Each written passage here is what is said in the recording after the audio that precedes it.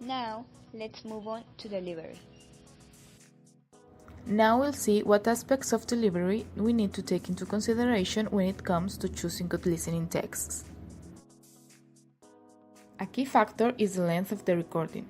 Most students can only cope with a limited amount of input. Every time they listen, they need to process language at the same time as receiving more language.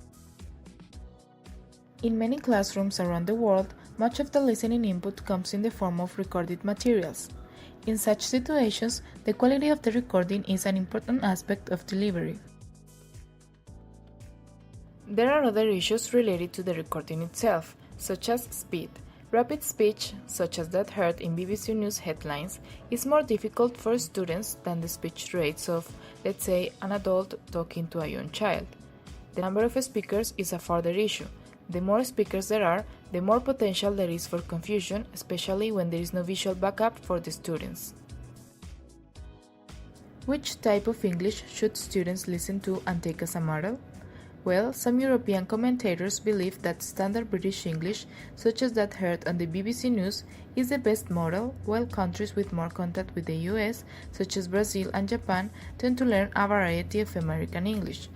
Others say that we need to teach international English, a variety that can be understood by everyone. What is likely is that local dialects spoken by minorities will pose great problems for foreign learners when it comes to listening. We have so far looked at certain factors that make a good listening test. This leads us naturally to the question of whether the test should be authentic or not. What exactly do we mean by authentic? According to Henry Wilson, among others, authenticity is something to do with the purpose of the test and the quality of response to elicits. Situational dialogues in course books are often criticized in their lack of authenticity.